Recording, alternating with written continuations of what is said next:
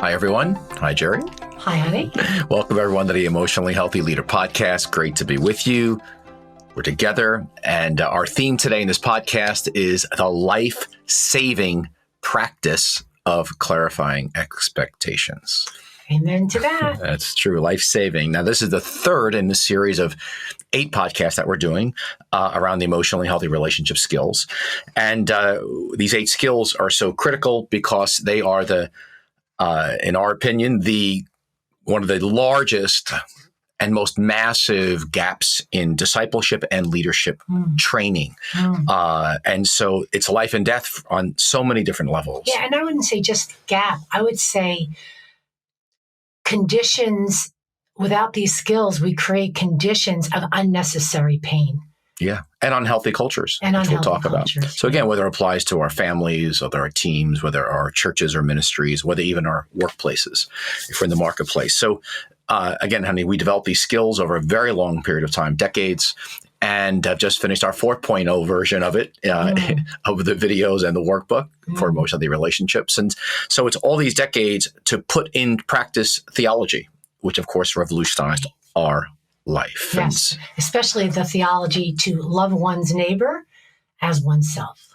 Exactly. And so it's the part 2 of the emotionally healthy discipleship course. It's that big a thrust for us. So, but it begins with us getting it. And then of course, then we bring it to our teams, et cetera, in our ministries and create healthy cultures. So it began with the first podcast around this was called Unleash the God-Given Voice of Your People, which of course begins with us. And we talked about the community temperature reading. And then the last podcast, we called it Slay the Dragon of Wrong Assumptions. And we got into Stop Mind Reading. And today is the life-saving practice of clarifying expectations. And so we're going to get into the rest of them like clean fighting and genogram, but we've got to help people grow up in this and mature. It's life and death. And so this is no small thing.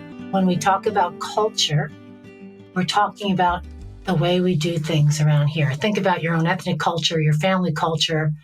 Well, it's the same thing. It's the way your family it's the way you do things. It's the way your ethnic culture, it's the way they do things. And it's the same in church. A lot of times, though, it's just not spoken. It's invisible. But believe me, there's a culture. And that culture is largely flowing from the leadership. And so leaders have to be then, right, honey, so aware of everything they're doing and not doing that creates culture. And so we get into these skills and like today's theme of clarifying expectations. This is small, but it's gigantic in terms of shaping healthy, mature, loving culture. Yes. I'm remembering a horrifying moment for really us when we discovered one day that the culture of our church, before we had begun this journey, or just as we were getting on this journey, that the culture of our church really reflected more the culture of our families that we had been born into, because that's how we had learned how to do things. And our discipleship had never touched this area of our lives. Right. And there was, obviously we thought we had the best discipleship there was up until that point, so to speak. And so, of course, we brought some of that in too, but it was a mixed bag of unexamined way of the way we do things around here. Yeah. So one of the biggest problems that we, as the body of Christ, are accused of around the world is being very judgmental places.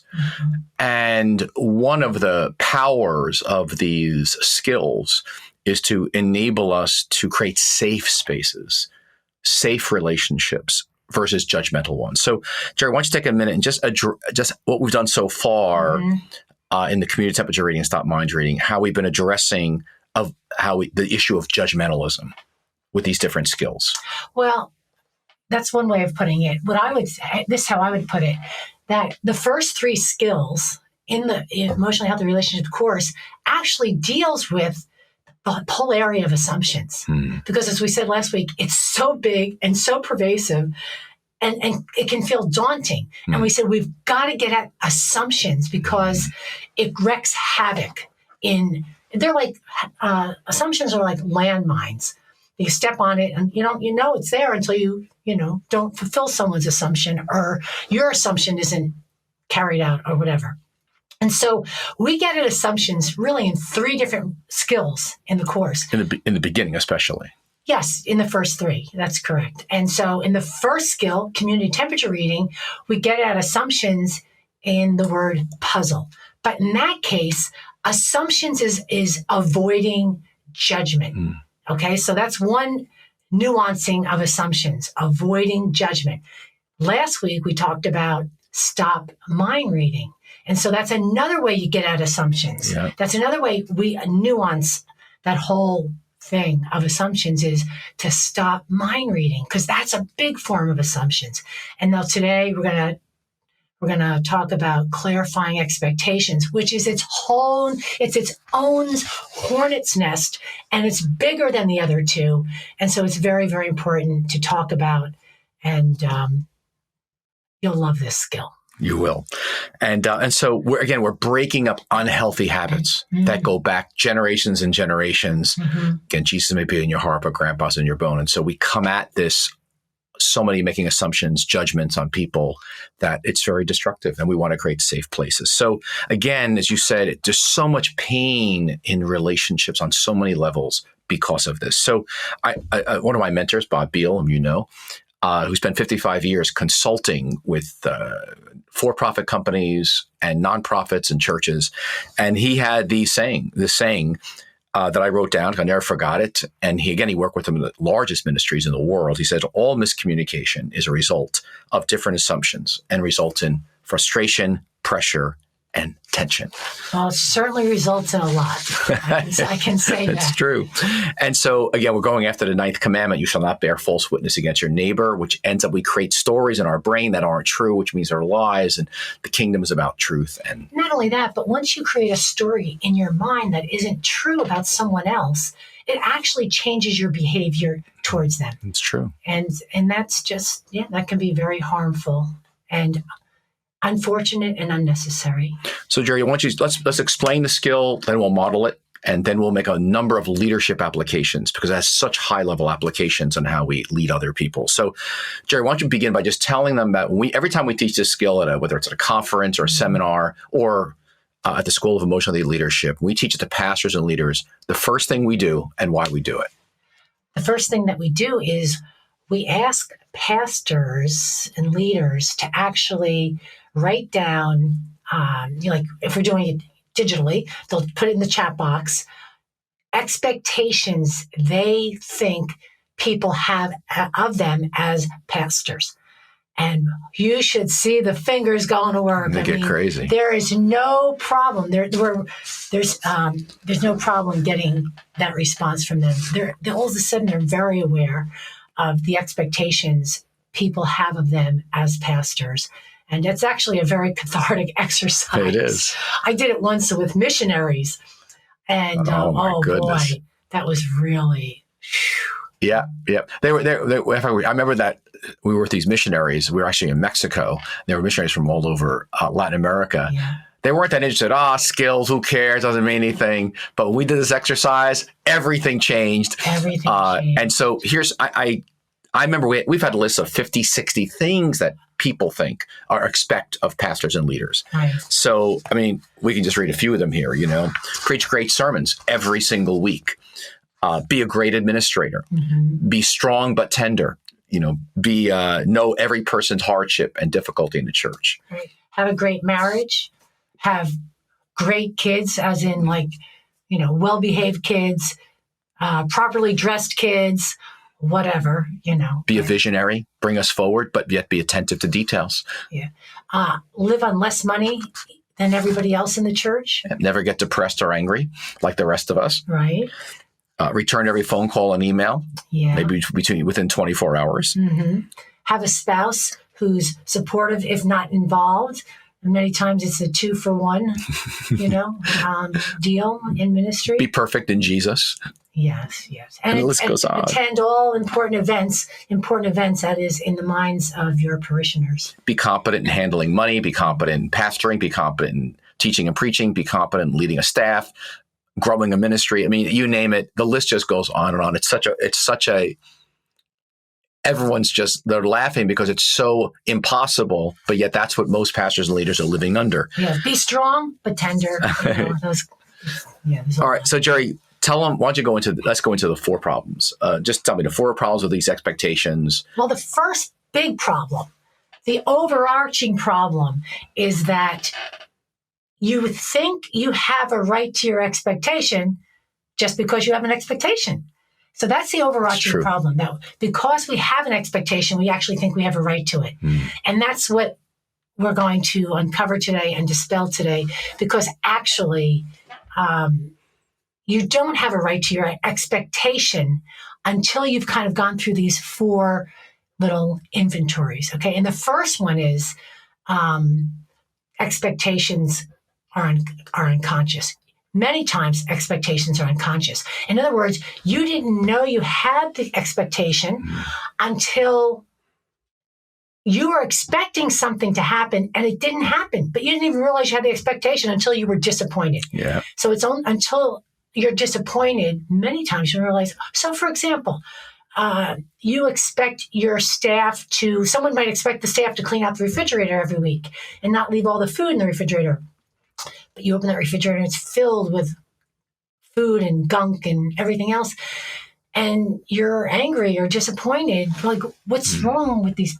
Why didn't they? And then you realize, oh, I had an expectation that people would remove their food after at least a week anyway, or that someone would clean up the meeting space that everyone met in, or somebody would prepare it. Or erase the board after they finish using the board at a conference room that everybody uses. Something as simple as someone borrowed your scissors and you expect that they'll just return it. But you didn't even realize you had that expectation until they didn't return it. Yep. You were unconscious. So the first area that you need to take an inventory is, was I even conscious? Yep. So first is most expectations we have are unconscious. Most are unconscious. The second is they're unspoken. Yes. No, unrealistic. No, I'm sorry. Second is unrealistic. Yep, second is unrealistic. That's a really big one. Sometimes, if not many times, we have expectations that maybe in our mind they're realistic, but they may not be for the other person. And so the question is, where's the evidence that this is realistic? Got it. Okay. What's the third then? Is unspoken. Right. The third expectation. No, these are problems with most expectations. I'm sorry, yeah. They're unconscious, they're unrealistic, they're unspoken. Right. The third problem is when they're unspoken. And you may be conscious you have the expectation. You may believe it's realistic. Maybe it is. But you've never spoken it. And because you think they should just know. You think they should just know. So, for example, even going back to the illustration of, returning your scissors. They should just know to return your scissors. Right away. Or whatever, right? Whatever in time frame is in your mind. But that is, that's just not true, because we all come from different families, different cultures, and have different expectations of how we do things around here. And so... okay, then the fourth one, which is? Another is that we are mutually agreed upon.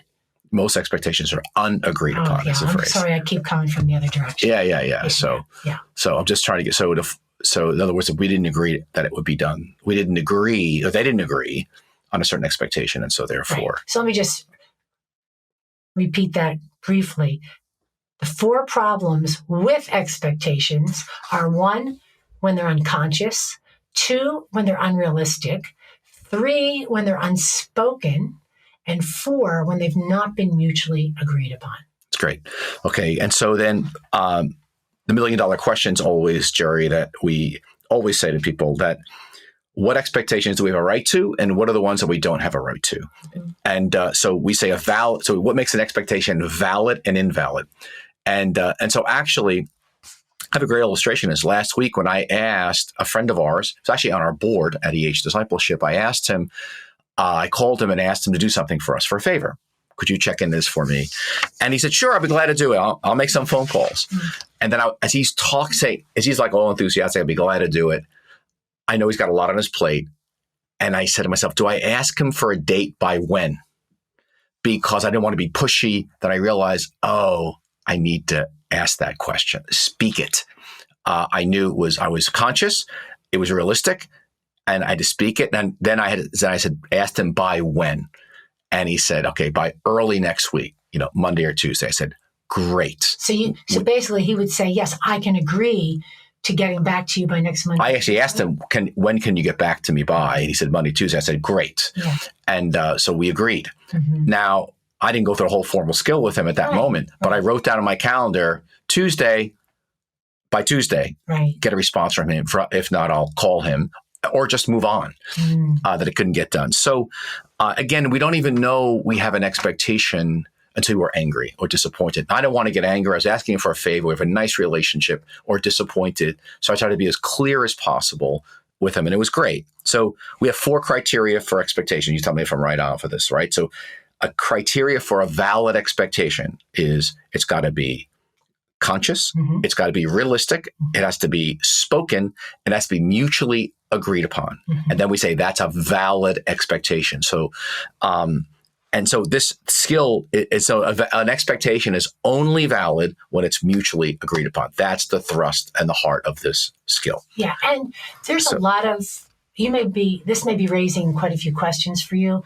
And again, we're going to point you to the course itself, because the course, the session on clarifying expectations is well nuanced and you should really answer a lot of your questions. So you've got to check that out. Yeah. So we're not going to go into all the stuff that goes into in that session. You guys will see it in the course. Please go look at emotional relationships on clarify expectations. However, in the course, in the workbook, we actually ask people for a simple exercise, think of 2 to 3 recent simple expectations you've had of other people that went unmet, that left you frustrated, disappointed, or perhaps angry. And so people do that with work, church, family, friends, and they work that out. And then there's a little checklist of the 4 things. Were you conscious of it? Was it realistic? Did you speak it? And was it mutually agreed upon? It's a tremendous exercise. People love it. Yeah. And we go into specifically, what does realistic mean? Yeah. What does conscious mean? Spoken. Conscious, spoken. Yeah. So why don't you do it with me? Let's practice it with me. You said you have something for me. Yes, because as you were saying this, there was something that really came to my mind. Oh, we often ask people that, have you had a simple expectation that went unmet recently that made you angry, disappointed, or confused? And I can say, yes, I have, with my husband. Okay. What's the word? Not disappointed, not necessarily angry in this case, but I've become aware that I have had an expectation of meeting with you regularly to talk about a myriad of things, because at this stage in our life, the season that we're in, there's a lot going on. There is. And we have house things to talk about. We have family things to talk about. We have work, unpaid and unpaid work to talk about. And I'm expecting that we have this leisure in our life, that we'll have time each day to talk about these things. But each day just seems to get away from us and gobbled up. Yeah. And so I realize I have an expectation that I would like to meet with you daily, because right now there's a lot. Yeah. There's a lot going on with us and in those areas. And so I'd like to ask if we could meet, let's say 5:30 daily. Yeah. To check in on 1 or 2 or 3 of those items. That's great, honey. And talk about them. That means we've got to, our schedule. We've got to look at our schedule. We've got to stop at 5. Jerry, great. I daily, I never thought about it daily. That's great. It's a great idea. You're right. Yes. You're right. But it's fantastic. I've never heard the word daily, but that makes sense. Each day we need to meet and talk. Yeah, it might be a 10-minute meeting, but it's a check-in. Well, and it might not have to be daily forever. But right now we've got a lot. So I'm asking, can you agree to meeting beginning today? I don't know what your schedule, I don't know which is on your roster for today, but like 5:30, maybe 5:30, because we have a lot. It's going to go to 6, 5:30 to 6. and then we'll get to dinner. Honey, great. Love to. It'd be Okay. great. I had one this summer that was when we were living with our daughter Faith, her husband, and their 2 kids for 4 months. And I had something that was really kind of bugging me with her leaving lights on all over the house. And of course, since we pay the electric bills, we're lights off people when we leave a room. I like the lights off people. She's lights on people. Yeah, she is. And so I was like, how do I approach her without being, I don't know, annoyed, pure frustrated, nitpicky. Yeah. And so, or parental. Yeah. So I had to clear my own sense about, okay, where am I getting crazy, or a few cents? But I finally did approach her and, clarified the expectation that I'd like, ask if you could close a light if you're leaving a room and you're not going to be coming back to it for a while. And of course she laughed. And so now when she leaves a room, she'll turn the light off and she'll make a face with Dad, lights off, and so it's become a good joke. But I had to get clear myself that I really was never clear with her. And Right. It was great. But it took me a little bit, and I had to wait till I actually sat her down and we had a face-to-face meeting. It's amazing how unclear we are about even the simplest things, but they can become big things. Like, where do your kids place their book bags or shoes when they come in the door, or your spouse, or where, just little things, big things. So let's make some, let's make some leadership applications now. Let's raise it up here. And so again, there's 4 key words you want to memorize that when I think about expectations: conscious, realistic, spoken, and mutually agreed upon. Those are the 4 key words. So let me apply it to leadership, because I was angry and frustrated a lot before I learned the skill and got into emotionally healthy discipleship. Before I got equipped, it was a massive hole in my own leadership, my own formation, our own marriage. It was a life-saving practice. So I got 4 big areas where I made some dramatic shifts in the way I operate as a leader using this skill. Yes. So the first was when we began, and you can add to this, our EH discipleship journey, 28, 29 years ago, and came back out of a 4-month sabbatical and having had a difficult time. I said, okay, I want to change the expectations people have of me as a pastor. And began to put our marriage, it was Jesus first, then it was our marriage and our family. And I wasn't going to work a 6.5-day week any longer. I was going, we're going to work a 5-day week, maybe 5.5 if needed. That I was going to have Sabbath, a day alone with God each month, rhythms, and slow it down. And I wasn't going to be available all the time for people. I wasn't going to remember I did that one summer, I must have done 7-8 weddings every Saturday. I was doing a wedding. And I said, that's over. At that point, our church was larger. We had other people to do weddings. And people loved me preaching all the time. Of course, Pete's got to preach all the time. And we went to eventually slowly to a preaching team. I wanted more freedom. I wasn't going to do is, remember that we worked with that very large church in another country, and the pastors worked an average of 100 to 110 hours per week. Now, we weren't working 100 hours a week, but we were working a lot. So the first application of the skill was I was not agreeing to the expectations that I, in a sense, had allowed people to create in the first 7-8 years of us pastoring. And so we changed them. That was dramatic. The board was involved. It was wonderful. Yeah, actually, so it works both ways. Where the unconscious, I'm not only unconscious of expectations I have of others, I'm also unconscious of the fact that I take on others' expectations. Yes. I simply think because they expect it, I should do it. So, like for example, I came into marriage thinking I'm supposed to cook 7 nights a week because culturally that was the expectation I grew up with or saw modeled or internalized. That's what my mom did. Well, and my mother and my sisters and my aunts, they all cooked the 7 days a week.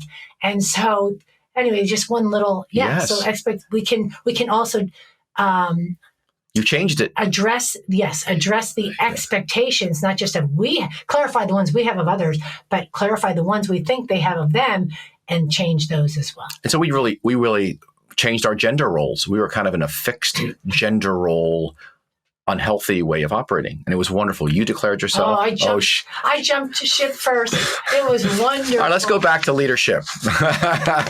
But it's true. It changed our marriage. All right. The second had to do with our staff team. our staff team, both pastoral and administrative. I was angry and frustrated a lot. Do you remember? I was angry and frustrated with both paid staff and key volunteer people in the church because I wasn't clear. I wasn't conscious. I wasn't realistic. And we weren't getting mutual agreement. It was a mess. So this changed my life. It's one of the biggest applications. And so I remember having folks who were actually even on paid staff, but there was a sense where it was a free-for-all. I could ask them to do something and they'd say, even though they worked for me, they'd say, no, I don't really feel like doing that. And I'd be like, well, I don't understand. I'm your lead pastor and I'm the one who hired you. And because we had a dual relationship, we were also friends. They would just say, no, I'm not going to do that. And they would go do what they wanted to do. And oh my goodness. So I had to get really clear on the nature of the organization. I was under the board. People worked for me. Your vision scope was within my vision, et cetera. There was a sense of hierarchy that was healthy use of authority, et cetera. And so I began to develop a rule of life, if you remember, for all the pastoral staff and then a separate one for administrative staff. And there was two parts to that rule of life. One was their inner life. What was the expectations around people walking with Jesus? Things like Sabbath and leading out of their marriage or singleness, or having a life of prayer, some offices and silence and stillness and et cetera. So there was inner life issues that we agreed upon, and I put it in a rule of life. And then there was outer life issues of how we operated as a leadership.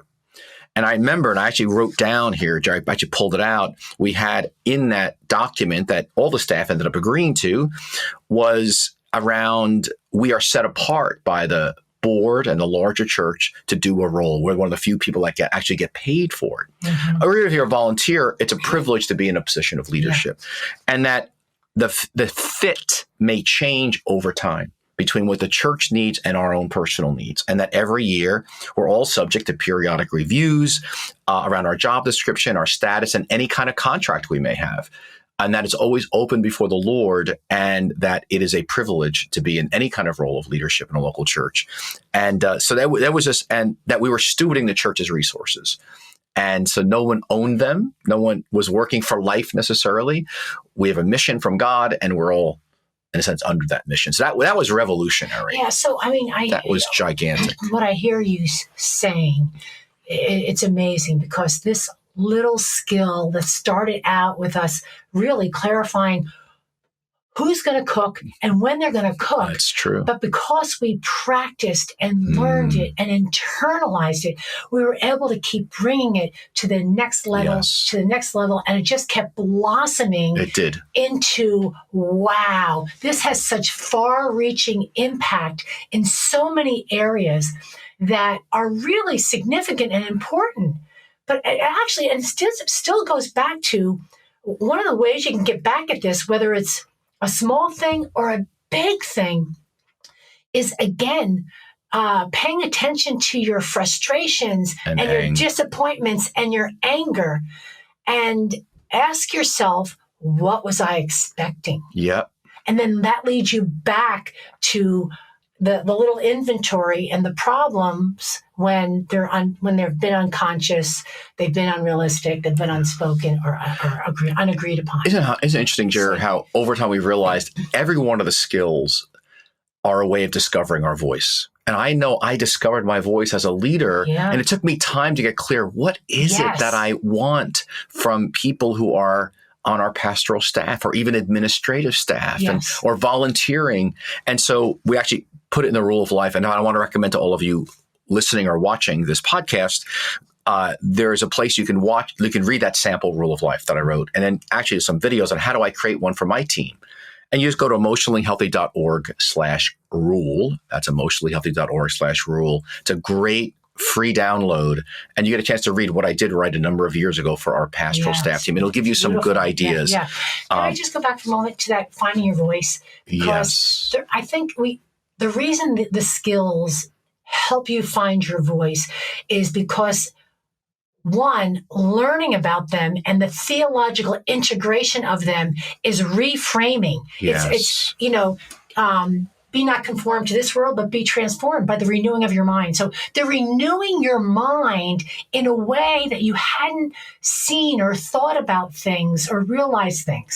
So one, they're renewing your mind. But two, they are the skills are giving you handles, literal handles to how to say things.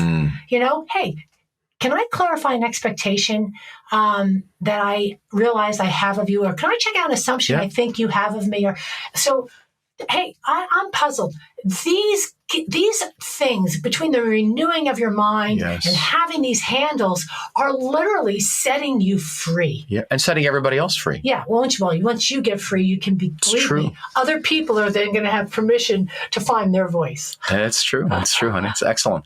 Well, two other applications for leadership, which have really changed my life. One was even hiring someone for any position. Absolutely. I used to be very sloppy with writing a job description and what are the qualities I'm looking for, we need, and the role that needs to be done. Would you say you were sloppy or just not trained?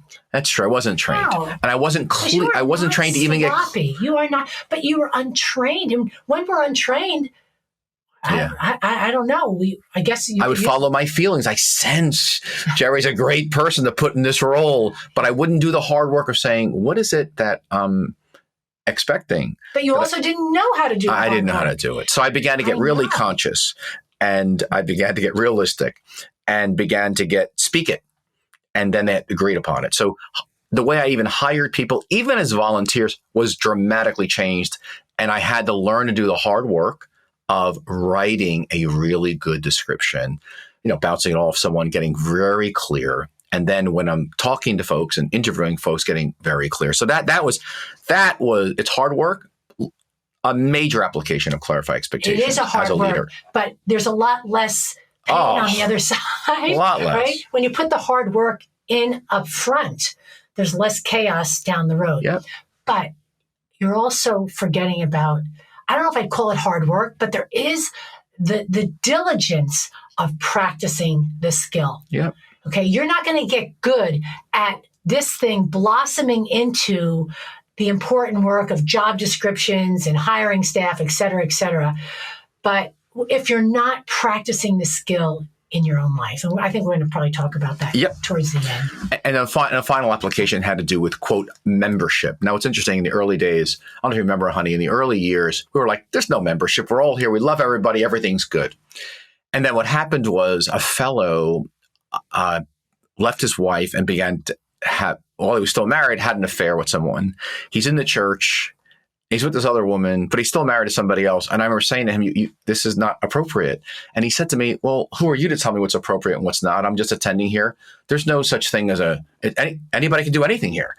And that's when I began early on to realize, oh no, we do need some healthy boundaries about what does it mean to be a member of this community and to be under our leadership. And so as we got into emotional discipleship and clarify expectations, I began to think about what does it mean to be a member of this community or part of this community. And so I took this skill of what can they expect of us if you become a member of us as leadership, and what can we expect from you as a person who's now in the church as a, quote, member of this community. Right. And so I wrote down, these are some things I wrote down. I called them privileges and responsibilities. So the privilege, what you could expect was things like, and I remember at every membership class, I would review this. You could expect pastoral care and covering. You could expect equipping opportunities. You could expect that you could be put in leadership places. You could participate in membership meetings and key votes on important issues, and you could serve in leadership.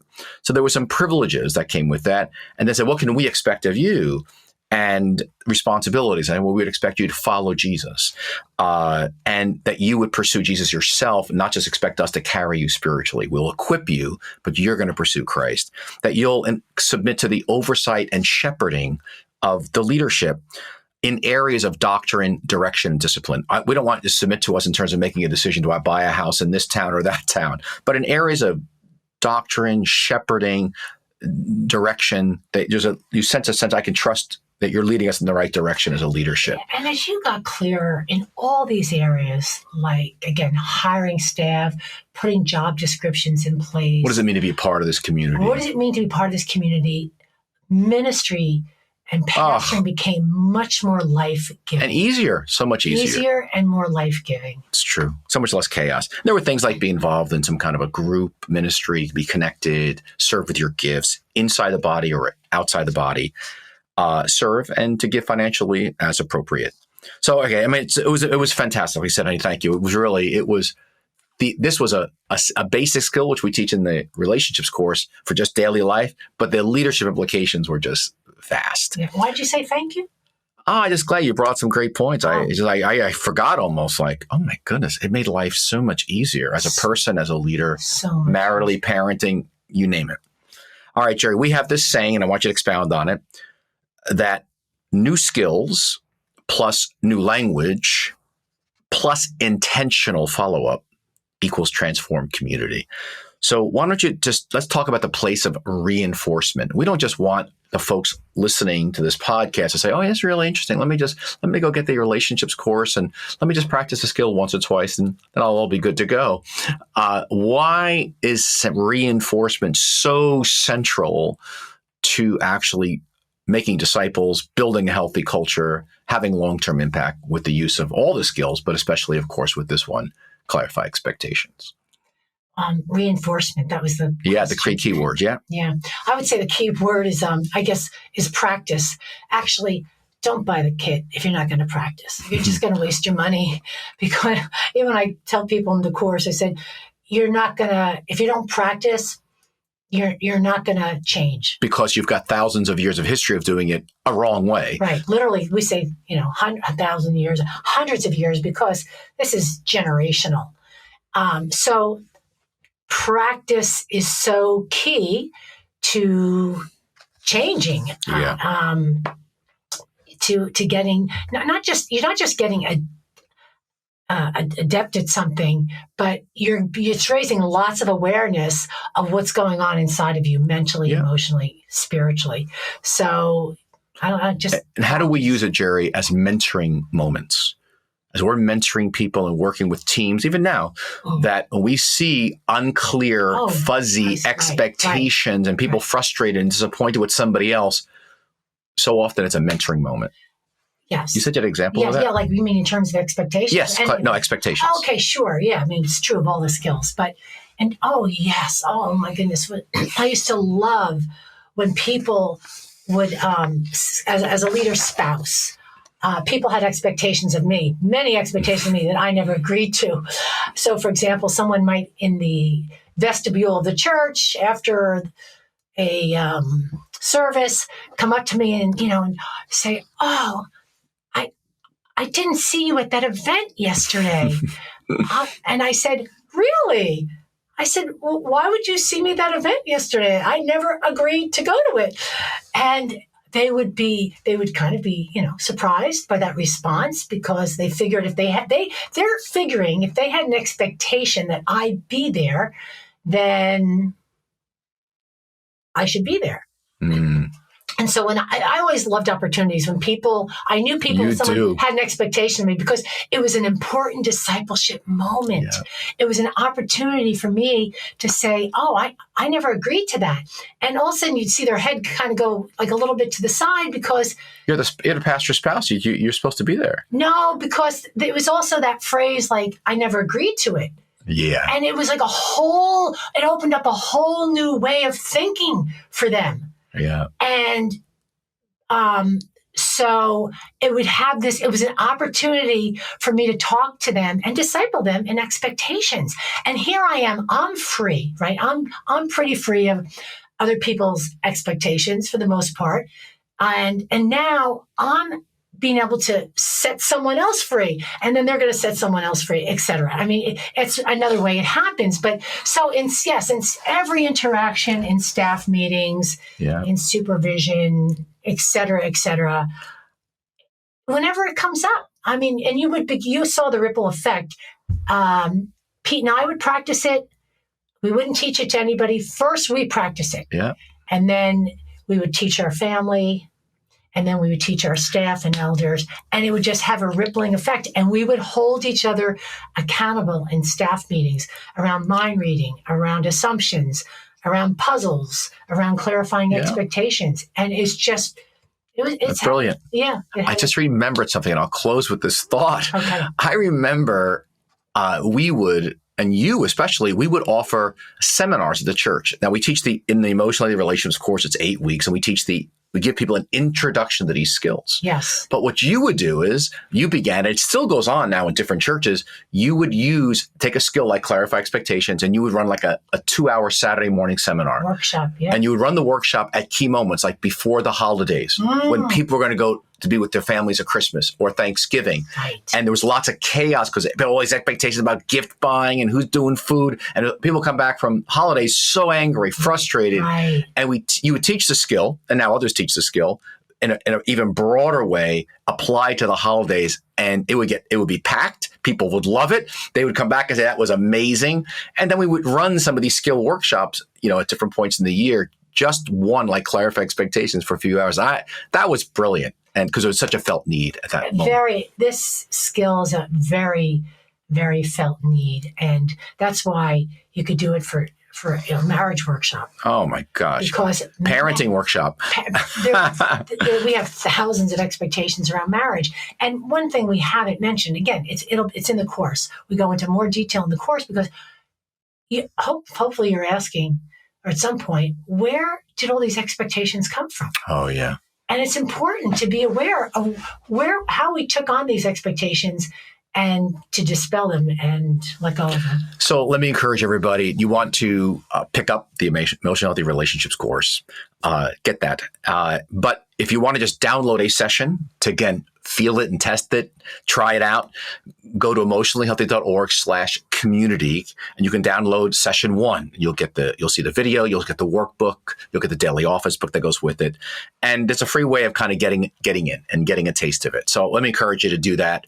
That's emotionallyhealthy.org/community. It's a great entry point. But of course, we strongly encourage you to, pick up the workbook, pick up watch the videos, get into it yourself. It's just so life changing. And I would also just finally close. You want to say something? Well, yeah, I have. I mean, I have been known to say that if churches could do one thing, like this, clarify expectations, and check out our assumptions, we could advance the kingdom of God so much just by doing this one thing around this whole area of assumptions. Just imagine our own lives if we had never learned these skills. Let's not imagine. Let's not go there. Let's not go there. I can't imagine leadership. No. Well, thank you so much, honey. Thank you. Thank you, everybody. It's been great to be with you. It's been a joy on this podcast to be together. Geri, it's so much fun doing it together. It is. Thank you so much. And in the